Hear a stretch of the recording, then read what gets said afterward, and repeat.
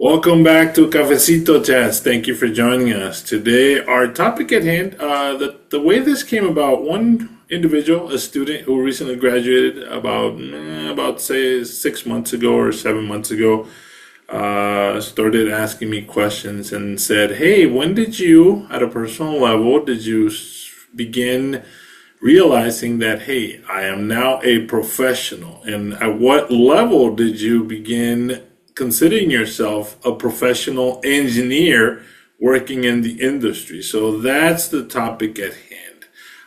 And today we're going to explore with our guest, how and maybe at what level or what time frame did you begin considering yourself a professional at whatever field of industry that you're in, right? That's one.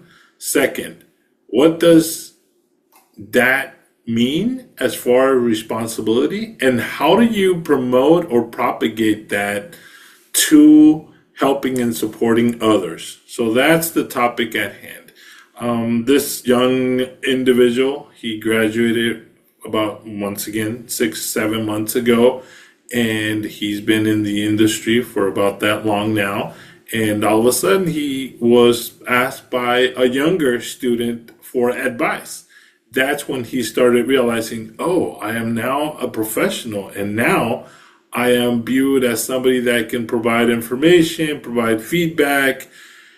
And the question was, this is a realization. What is my what's my role now as a professional providing that sort of feedback, right? So that's his conundrum to some extent. So we're gonna start with Ken. I know that you've been at City College. You were at City College for a couple of years. You transferred over to UCSD bioengineering for a couple of years.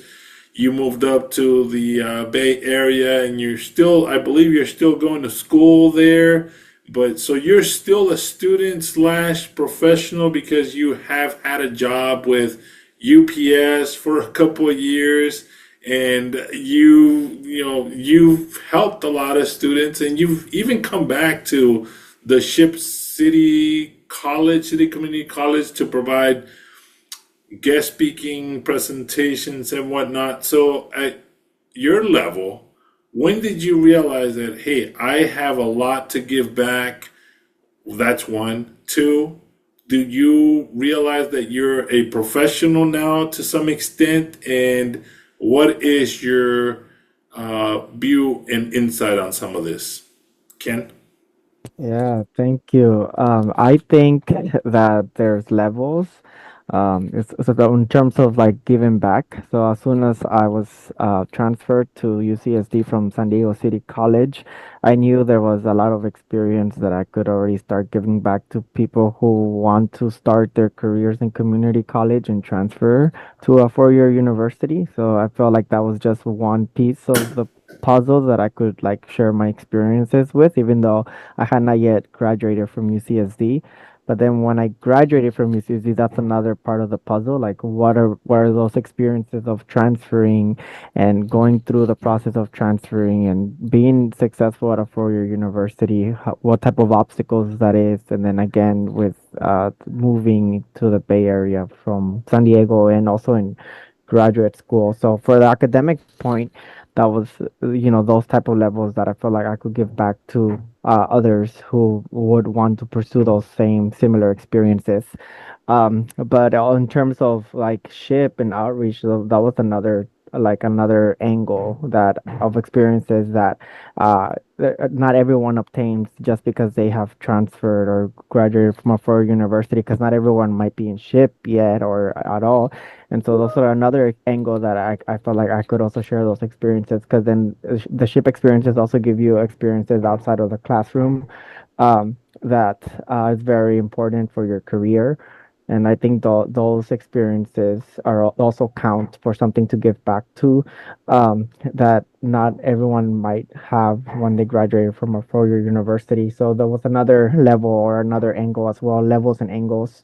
So as soon as I realized that I have what the level and what the angle is of what I can give back to, that's when I started identifying groups that I could share those experiences with, or people in general, like maybe one-on-one individuals that I've met and that's how that kind of started, myself facilitating that, not always necessarily through a role of a leadership role, even though I had some when I was at City College with SHIP as well.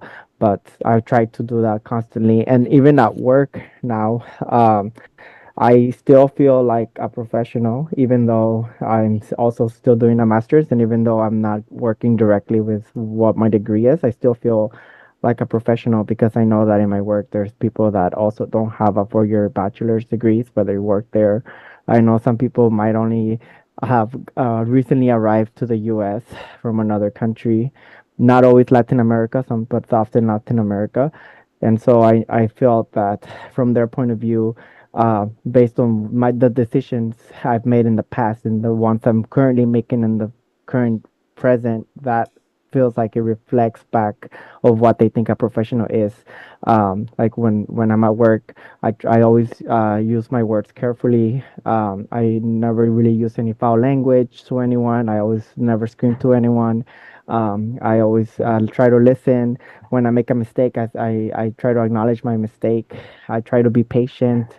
So I feel like those skills are what the professionals would, someone who's a professional would also practice, whether they're in their job or in other, settings. Like, yes, to have that integrity as part of your core, and that's what kind of will make a professional, I think, a good professional. And so I feel like other people see that in me and my work, and so I think that's what really makes me part of a professional, even though I'm not sure what, the US might consider, or how much levels your professional might be depending on what role or stage you are in your career. But I do know I have more to climb up in my career to really be the professional I want to be. But at least I try to have all those, little tiny factors or qualities to give myself that impression to others that I'm able to work. I'm trustworthy to handle a project. I have the skills. I have the experiences that to fall back on for when I make those decisions on the spot of what will feel like will give me the best result and outcome for maximizing, productivity and team coherence and quality in the work that I'm trusted to do. And so I think that's those having those skills.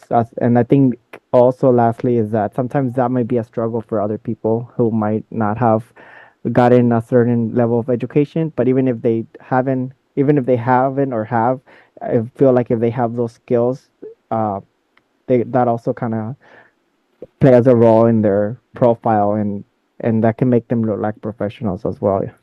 So that's my point of view. That's how I've seen it. That's how I see it.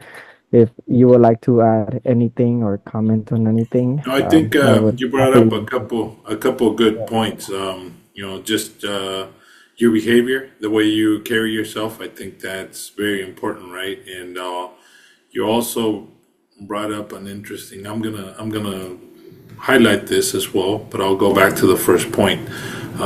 You said that you realized that you still have quite a ways or quite oh a couple more steps to climb up in the corporate ladder, right? I'm gonna go back to the first point. You said that you try to behave in a professional manner. Can you expand on that? What does that really mean? And why is this important to behave in a professional manner, right? A lot of students and a lot of young professionals, maybe they're not necessarily aware or they don't really have role models as to what does that really look like in a professional environment. Can you expand on that and why is that important? Yeah, that's actually very important to hold those professionalism, because when you don't hold it, let me say from my point of view, when I see other people who don't hold that, I feel um, less willing to trust them with a project, or I feel less confident that they're going to really make the right decision. Sometimes people might have like that foul language, and they might still be able to do good quality work, but I feel like, and it's not always just about the product. If when we're talking about a corporate company, the product does mean a lot. So the product is important. So if the company needs to go that direction, they will, I think. But ultimately, when working with, anywhere, you need to work with other people in teams, and how that team performs, it really matters as well, and influences the quality of the product. So if you're not that, friendly, or you're not, you're a little bit outside that little professional spectrum, I think your team might not perform as best compared to other teams, and then that other team may have a better product, that because they all of their members did have a more professional, team coherence, as opposed to someone who just, thinks, okay, I can do this product, but I don't need to necessarily work with another person, or I don't need to fit the professional need, because I can do the product and the company will pay for it because they need it. So I think distinguishing between why it really matters is not just the product, it's also, having being more people, having those people soft skills, and combining that to really maximize your team effort, and also the product that makes it stronger as a stronger team. So I think that's one of the reasons why it's important. And then in terms of me, how did that came out? I think it's mostly because of my own personal experiences. How the way I was raised, being raised in Tijuana and San Diego, both. You see a bunch of different angles, and coming from divorced parents, that also influences like why you have to be a certain way, act a certain way. So that's where I think I get it from. But feel like other people can develop those skills from different angles as well. I think it matters on how when they decide to act that way. To have something to lay it, a foundation to lay it on. It could be like those similar experiences, those hardships, those onsets, or maybe they could be something else. Maybe in today's generations, maybe it's a little bit different now. This was also before 9/11. After 9/11, the borders got stricter. So, maybe crossing Tijuana and San Diego back then was a little bit different vibe than nowadays. And even that was even before the mural that we had. So it's, maybe there's a different sense of experience with today's generation. So perhaps they can relate it to a different way. Um, but I think they need to find that. So maybe a question would be good for them, like like I think you asked this question before, like what drives you to continue on your higher education, and what drives you to your career. So I think maybe going back to that question that you've asked before, and how should answer that question and keep that in mind with them, so they can help them shape that, you know uh professional profile. Yeah. Thank you. Great insight. Then the next one, staying with you for a little bit there, Ken. You did bring up the awareness that you have that you still want to climb up the corporate ladder. You do work at UPS currently, right?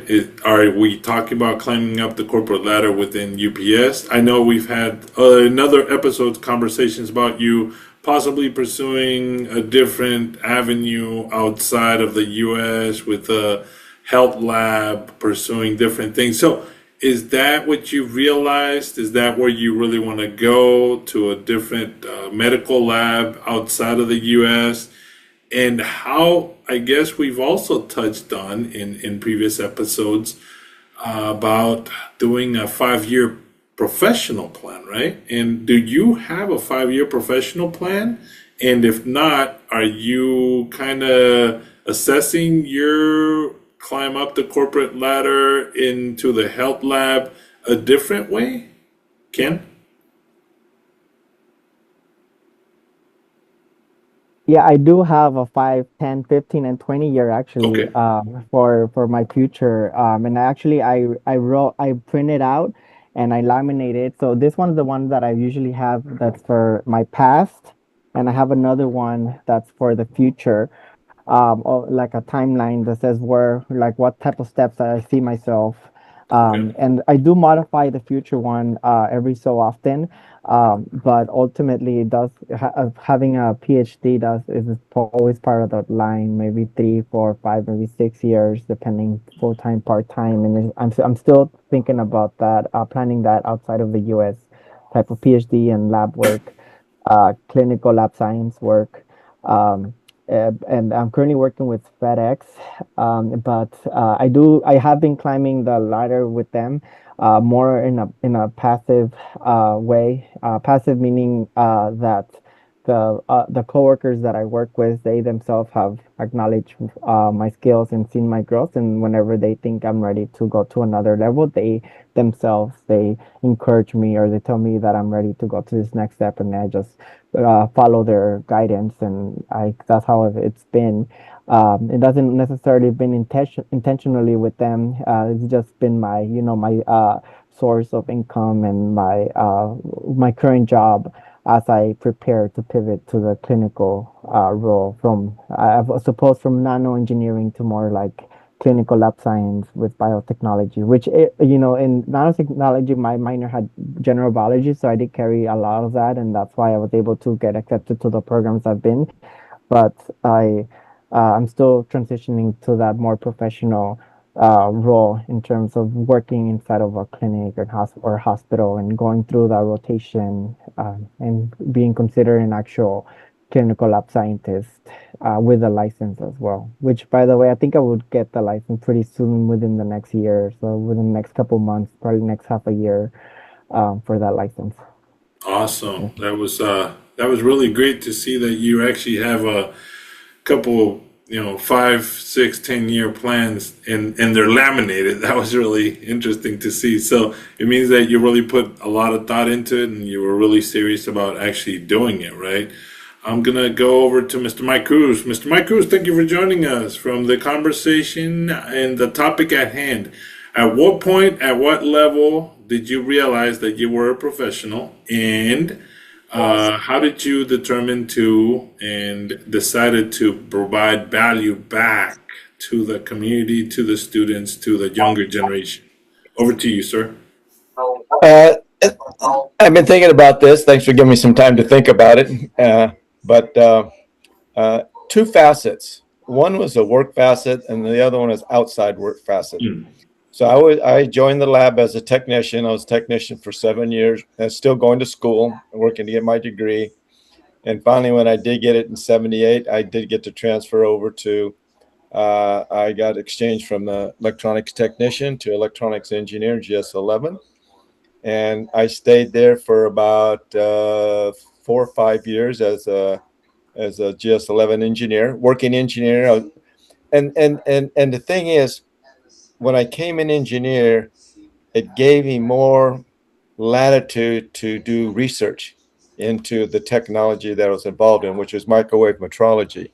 So I just felt more comfortable doing theory.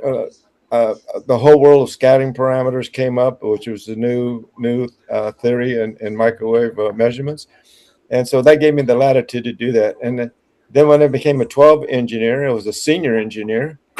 Uh, I felt more like being an engineer at this time because now I got to work on some research projects that were coming up, and I got to lead the new technology coming into the laboratory, and so the laboratory is pretty isolated, so we don't get to mingle with a lot of outside people. We're in the lab, we're doing our measurements, but I was involved with the measurement science conference, which is a metrology organization.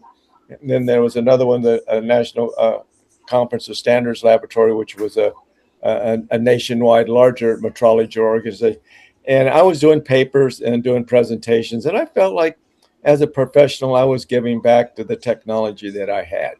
So I think the recognition of being a professional engineer probably became when I was a GS12 as a senior engineer.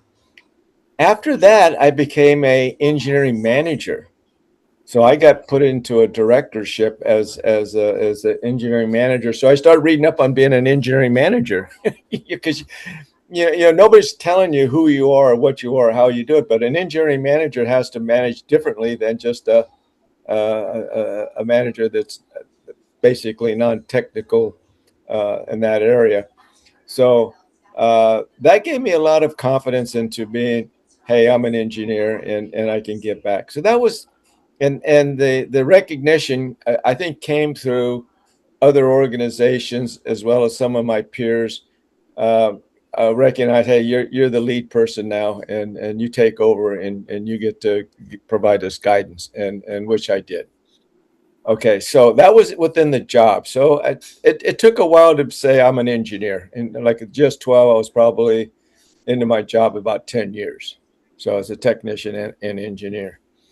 So, but really, what kind of gave me the kick in the head about being an engineer per se Mm, was SHIP, mm, the Society of Hispanic Professionals. I joined with Juan Garcia back in 80, 81. And now, we were recognized as the engineers providing the feedback. So we started at San Diego State with the Metro Conference, and we were the two engineers that were providing engineering insight to students for the very first time back in 1980, 81. And that was, and they looked up to you. You're an engineer and you're Hispanic. That was the other thing. And so that was really gratifying. And I think at that time, outside of the job, I was probably more recognized as an engineer to the community through SHIP, because now we are working with the students and school districts, providing engineering conferences to students, and the students really looked up to you as an engineer. I always remember the one question I got from a probably a fourth grade student at a grammar school, and I asked the question, "What's an engineer?" And the kid raised his hand. Oh, I know. And I said, "What is it?" And he goes, "What's the guy that drives a train?" And so I'm going, okay. So, being an engineer, I need now to spread the story and educate these young people about who I am, what I do, and technology.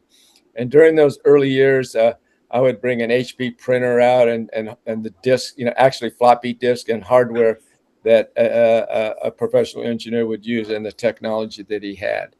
So I think that's two levels. Recognition by the community as a SHIP member, as being an engineer, and I worked with school districts and teachers and advisors, and so I got to spread that word. But in the workplace, but since I was in the laboratory my whole career, uh, I was there, 7 years as a technician, then converted to engineers, and I think people just kind of understood that. Okay, I'm an engineer now. When I became the senior engineer, it was a little bit more, but uh, I didn't really get that transition. Say, "Hey, I'm an engineer," because I've already been doing the work. But being an engineer opened the doors to me about doing more research, and I thought that was when I think back at it now, that was really a open door for me. Now, as a technician, I did the work. I did some studying and research there, but now I got to go do some in-depth research on the technology I was involved in, and I really felt comfortable that I got to visit the NIST, which is the in the National Bureau of Standards in the old days, and that was NIST. And I got to meet and work with senior metrology engineers at the National Laboratory, and that was pretty cool. And so I think they respected me, and I respected them. And so I think being an engineer should open doors for you. It should allow you to do things that maybe like a technician or mechanic, they do their work, but as an engineer you get to do the research, and I think that was the really interesting thing that it allowed me to do. So I when you think back on the job, I think it was just a slow transition from technician to engineer to senior engineer to division director, then later to laboratory director. But I'll have to say that uh, about half of my career was being an engineering manager. So there was some respect with the title there. You got the title. I was a supervisory electronics engineer. So the title was there. Um, but still, like Ken said, you have to do the work. You have to show that you are that professional, and you feel that spot. So I hope I did that, and I've got some feedback from the people that I had the privilege of directing, and I got some I felt good about that when you said you were the best director that we've ever had. And so I think professionally, you have to keep up your persona, be professional, and like Ken says, yeah, heated arguments don't you don't deal with that. You deal with that, and raised voices and inappropriate language. It's not in your category of things to do. So you have to tolerate that and work with that, and be professional all the time as an engineer. And I think that will carry over. Like Ken said, soft skills as well as hard skills are paramount to being a good engineer. Thank you, sir. Great insight.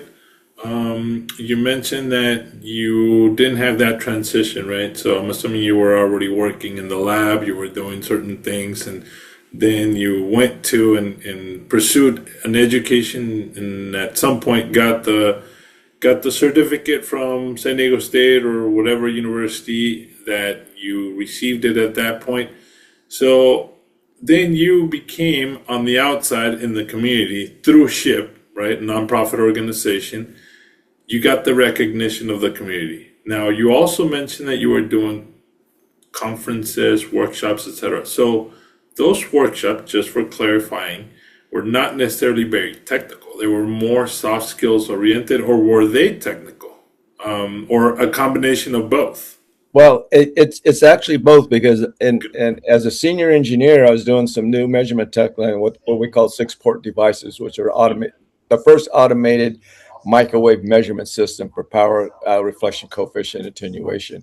So that was some new technology, and I was one of the first people that got to handle that in the Navy, and I actually went back to Boulder, Colorado, got the hardware, and did the training, and then did the research on that technology.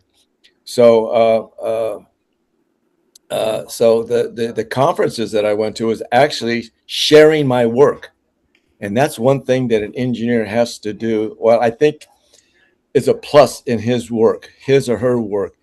If you're doing a technology and it's kind of new or cutting edge, find conferences or avenues to share your work. And that's what I got to do. And that's what I got to feel really good. Hey, this is new technology. Nobody's ever seen it. I did presentations at Hewlett Packard, at Tektronix, all the major microwave people. This was new technology. And so as what I call a young senior engineer, I got to share that at the conference level. But when I became a division director, now I had the whole area to share with, and so it became an engineering managerial conference. So it was a mixture. First technical, then as I got into the managerial thing, I got to share the technology of the whole laboratory, not just microwave metrology, but electrical, mechanical, and physical electrical. So those conferences really spread from specific technology to covering our whole lab philosophy and how we did business. And I always thought that the conferences were always a good mark for a professional to be part of, because there not only do you get local, but you get international recognition. And so I got to do and national, and I got to deal with people from all across the United States on that technology, and got to share with them. So I always think that's a plus, and I think a young engineer should always look for the opportunity to share their information with their community on a local and national level, and I think that's a plus. I think that's a plus for your character and your personality. Now you have to go deal with the outside world, write a paper, get it accepted, get it presented, and do the traveling. And hopefully your company will support you, and they normally do. They'll support travel and hotel and all of that. So that was a plus. You get away from work, you get to go do your presentation, you get to learn from other people as they present their papers and how they do it, and other companies. So I'm going to stick with you for a little longer here. A lot of young engineers, they go through school, they learn the academics, they learn dynamics, fluid dynamics, thermodynamics, physics, right? And then they graduate, right? And then the objective is to get a full-time job. Once they get a full time job, they never really contemplate it because they never really wanted to pursue higher academics per se to like Ken to pursue a PhD or a master's. They wanted to graduate, get a job, and in that mindset, they were thinking, okay, I'm going to go to the office, 9 to 5, 8 to 5, whatever it is, right? And do a specific job. Never did they imagine or ambition, this is my perception, that they wanted to go in and do conferences where they would do presentations as if they were back in school and showcasing their research, right? And I'm just painting the picture here so you know what exactly I'm going to ask. How do you, as a young student, how would you suggest that they seek out opportunities with their employer and say, hey, I really want to go and present XYZ to this conference? And how do they present this in a way that the employer says, oh, I'm going to fund you to attend and give you time off from doing your day-to-day job because you're going to present for a week at a conference? Or is that, or do you work out, do you work up to, and do you find opportunities such as this and you present them to your employer? How did you do this? How did you become an individual that actually creates and presents at conferences at a national level? Well, first of all, we got to start back with you have to have a passion for whatever you're doing. Okay. You have to have that passion. And so I was doing measurements, some high powered measurements for the first time in new technology, new connectors that had just come out from general radio. So we had some new technology, and then we were employing it in the laboratory. And I had gone to some conferences before, just as a looky loo. One day or 2 day conference. It was local, so I got to see what was going on. But if you have a passion for your work, and I did, I started in the coaxial area versus the waveguide area, and so we were exposed to some new technology, some new hardware, and we got to test it out for the first time. So we were on the cutting edge of all of this, and I'm going. Well, first of all, I loved what I was doing. I wanted to share it. And so I had to convince my manager this is a benefit not only for us, but to share it for the lab. We'll get some recognition as to the work that we're doing. So you have to show some benefit to the management that this is going to benefit the organization.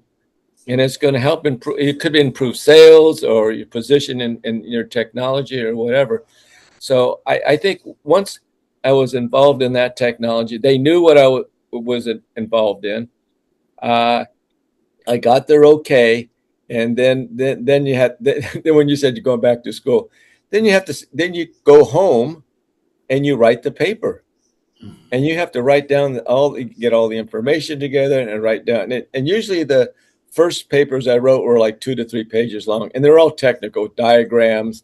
The technology that was involved, and at this point it was high power. I was using Mari microwave, high powered couplers. They were normally we would only calibrate at 10 milliwatts, which was the normal level for our calibration. But now we were going up to 1 watt, and that was a lot. So we had to do some new technology, new connectors, and so I enjoyed the experimentation.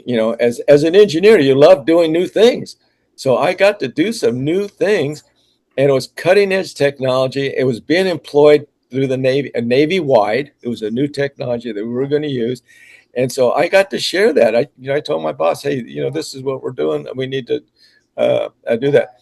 But prior to that, which was actually key, is that your bosses realized what conferences you're going to and what was taking place. So the conferences I went to were Measurement Science Conference, which was metrology focused, run by the Navy, kind of supported by the Navy and private industry. And then the National Conference of Standards Lab was a national organization of huge conference that we would have every year. There were 100 companies all dealing in engineering, technology, et cetera, et cetera. So my managers knew about those conferences.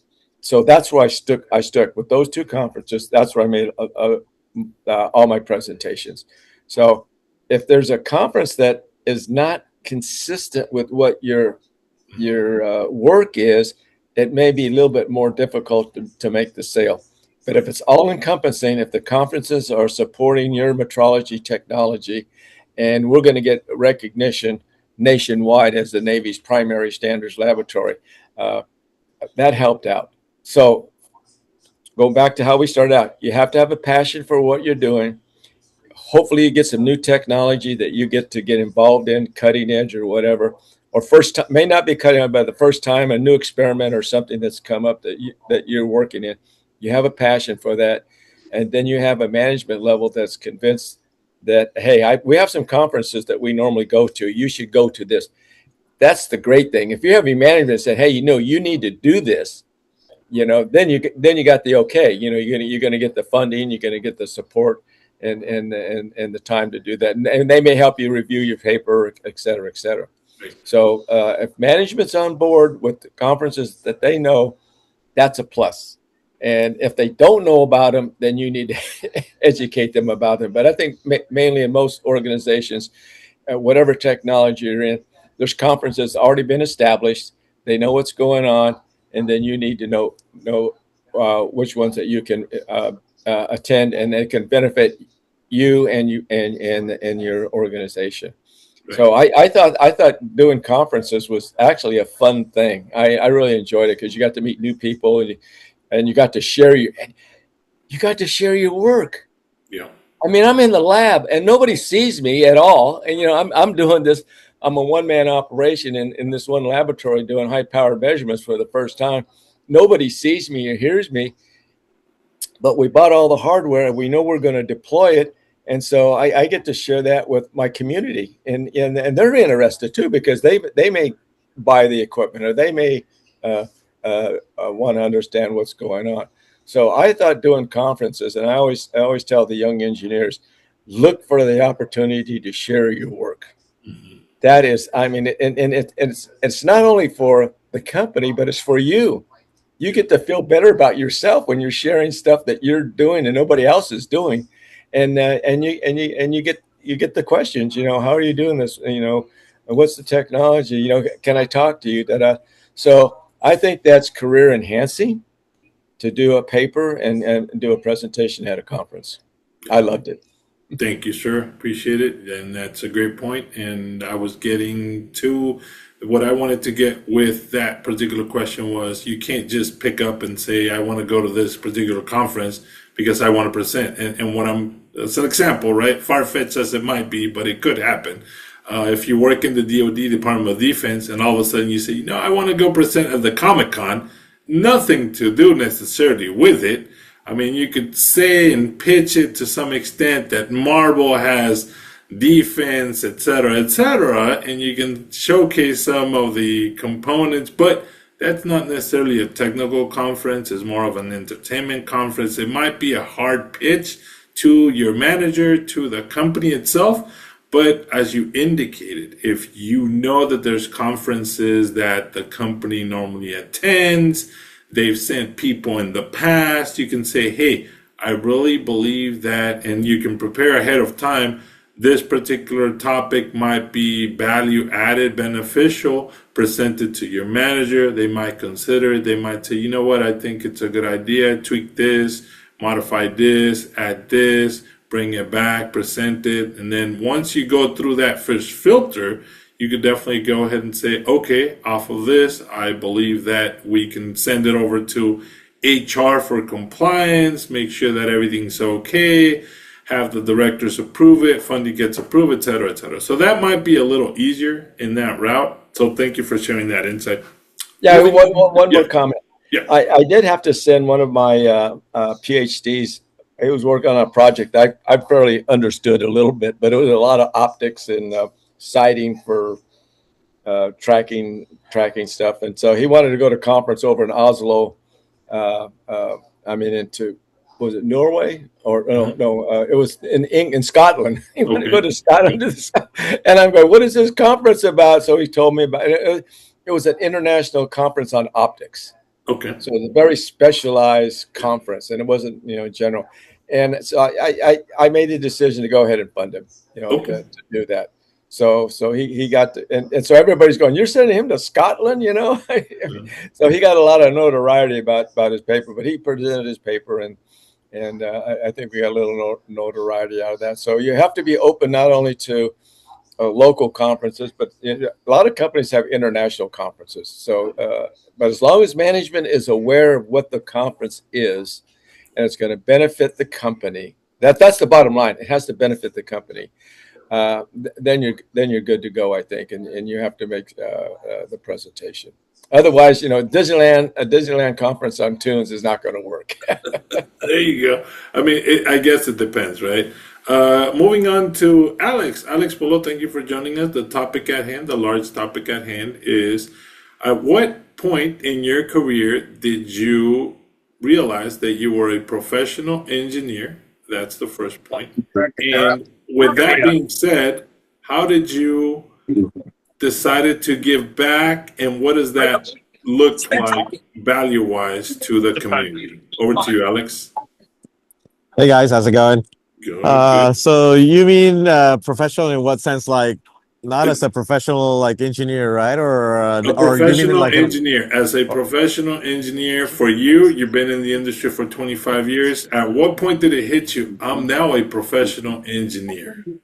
okay? So basically, I guess I could say that it was at the beginning of my career. Just from the beginning, from the get go, I went into applications engineering and was able to start helping customers solve a lot of their requirements for whatever system they were trying to design, whether it was a machine, whether it was a satellite, whether it was a next generation robot. Yeah, I got involved with all that pretty much from the get go. So yeah, I guess that could be my answer. Okay, good. And with that being said, you did provide value to your customer, to the end user. You were aware of things that they were doing, so you were a value added to the company and could definitely provide them additional insight, right? Moving on to the conferences, I know that you've gone to various conferences in the past. And Yes. piggying back off of what Mr. Mike Cruz was alluding to, what does that look like for you? And was that easy for you to attend to those conferences? Were you funded by the company? How did you find those opportunities? Yeah, so I'm actually at a conference right now. I am trying to get rid of my background so I can show you, but it's a robotics conference here in Chicago. Okay. The big excitement in this conference are the humanoid robots. So Okay. there's several of them actually.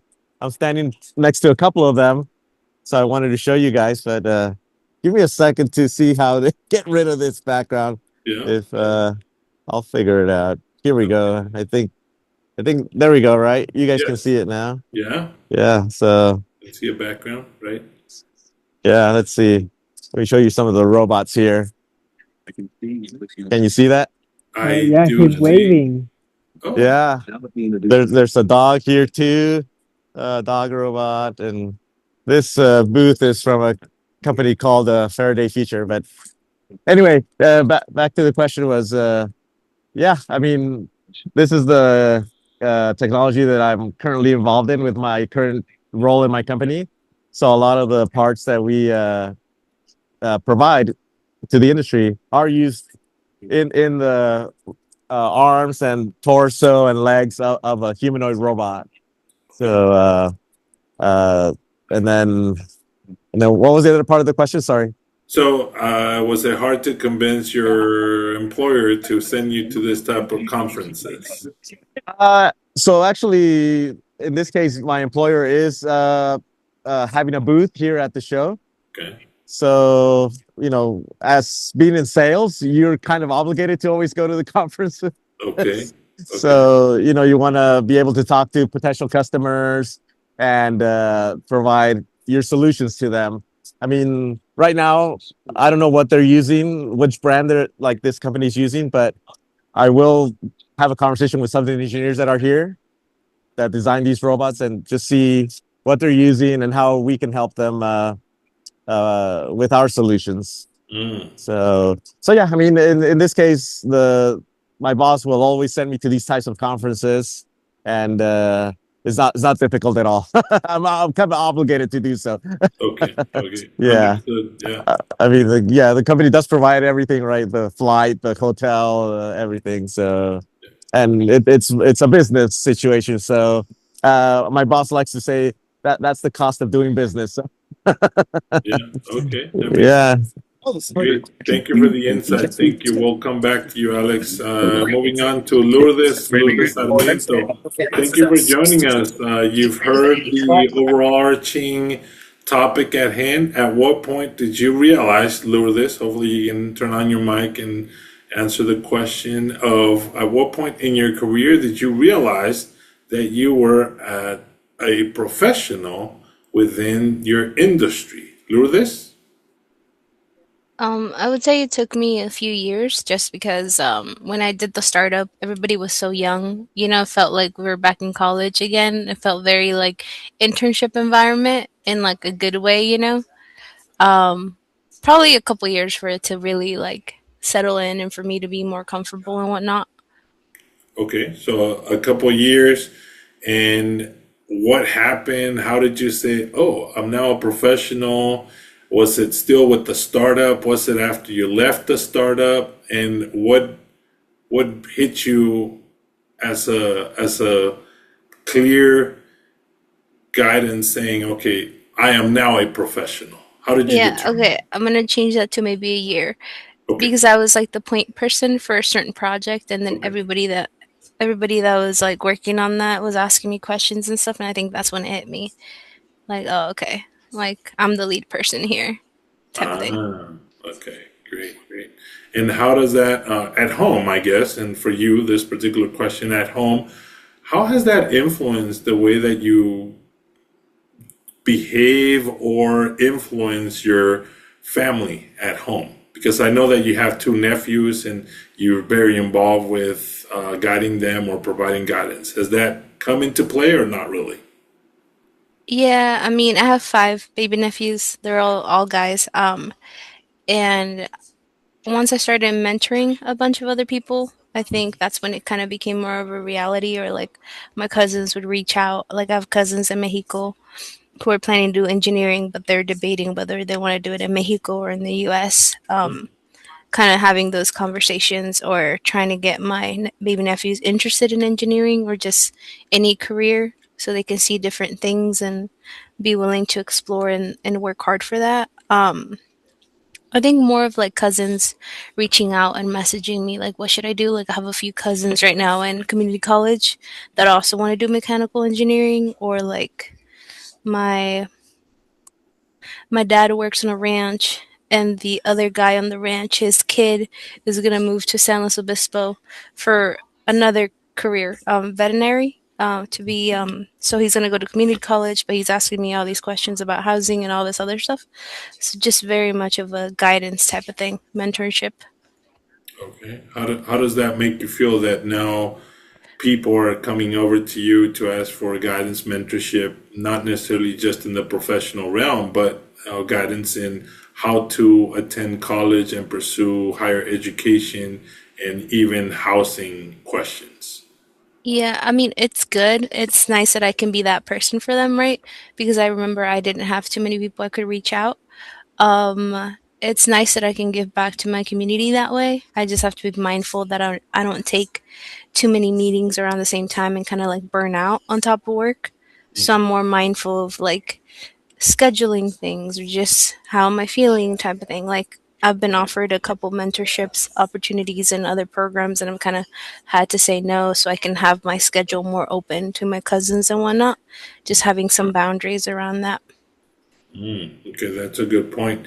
You bring up burnout, right? So I'm gonna go back to Mr. Mike Cruz, and I'm pretty sure that you can help and share some guidance because when you become this mentor per se inside and outside of your job, and all of a sudden you're overburdened with certain tasks. How do you deal with that, and how do you manage the expectations? Well, first of all, I didn't do it well. Mm. Uh, I was a division director. I was involved with SHIP. I was doing tours in the lab. I was giving papers, doing presentations. I was actually setting up conferences, et cetera, et cetera. Um, but Lord, this you're ahead of me in that perspective. You learn to say no. In the beginning, I did not say no. I took on everything. I mean, because it was a challenge. So as a young professional, and I think I just got to know, it was before I went to grad school, but I was involved in everything. I took everything on, and my time management was not well. I had a family, had two children, had a wife, buying a house, et cetera, et cetera. Uh, to make a long story short, I was doing a conference. I had just done two conferences, and I was doing a third one for SHIP in LA, and I probably wasn't feeling good. And in the middle of my presentation that I was giving at SHIP, I basically blanked out. I just walked right out of the presentation down there. I went to the restroom, and they came after me.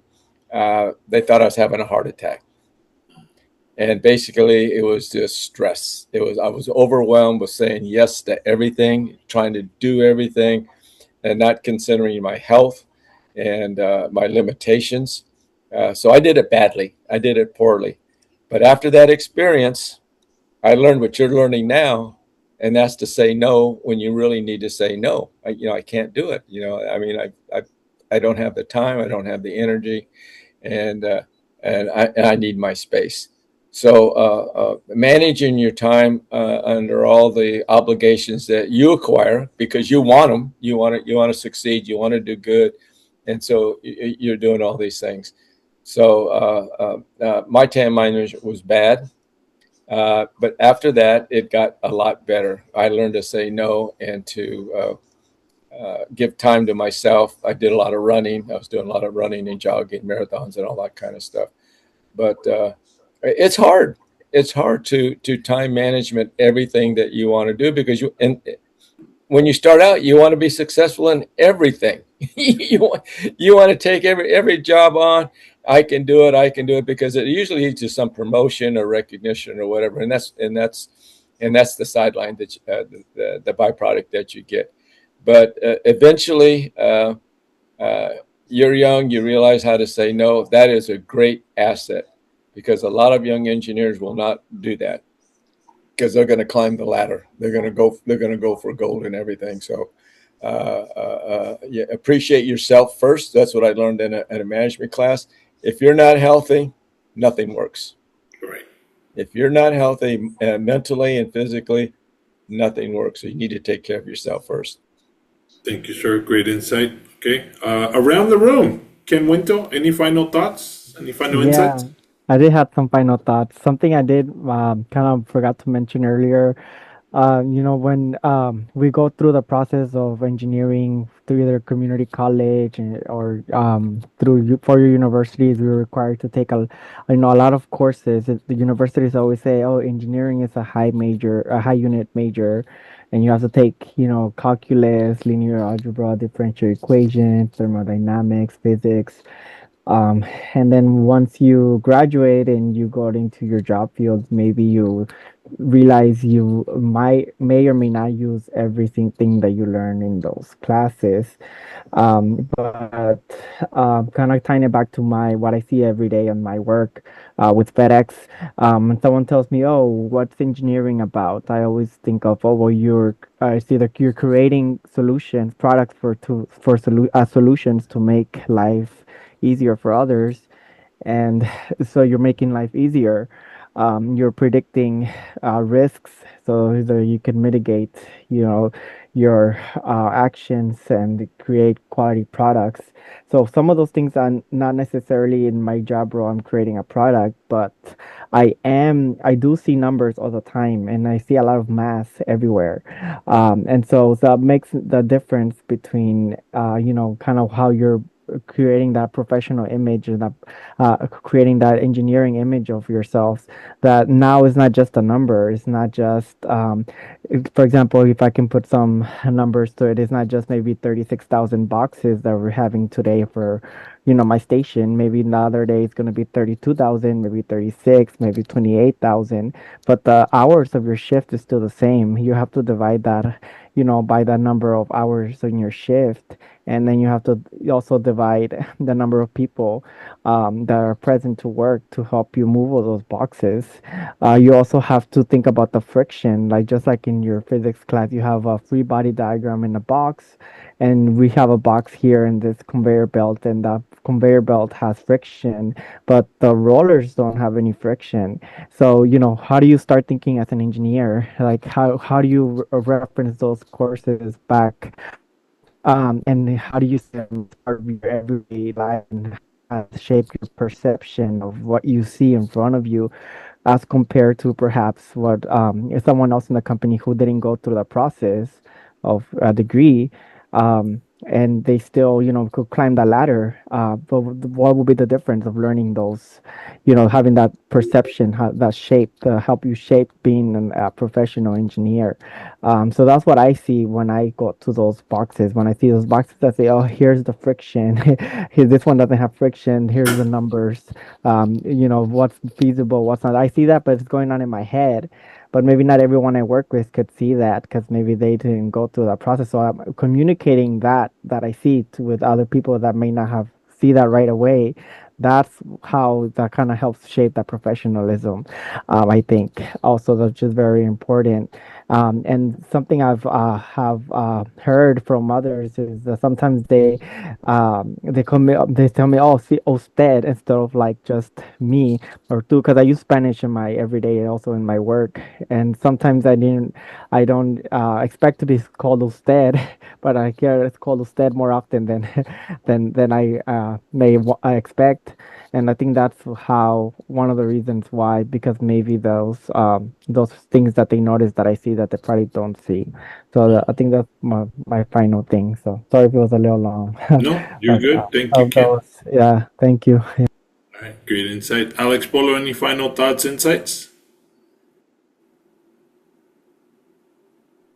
Yeah, I mean, all I'll say is, whatever career you do, uh, I mean, I know there's companies that everyone wants to work for and all that when you're in college and all, but I would pick a company that, that you're not just a number at the company, that, that the company will get you involved, with projects and their customers, right away. I mean, one example when I say about, being just a number is like Boeing, right? These companies are so big that when you go into and this is because I have friends that have told me this, that sometimes not always, but sometimes you become a number in those just a number in those companies. So uh but yeah, I mean, just make sure your company involves you in the different projects, even with their customers as well, that you get to work with other companies through your company and contribute to the company as a whole. Thank you. Thank you, Alex. Great insight. Lourdes, any final thoughts?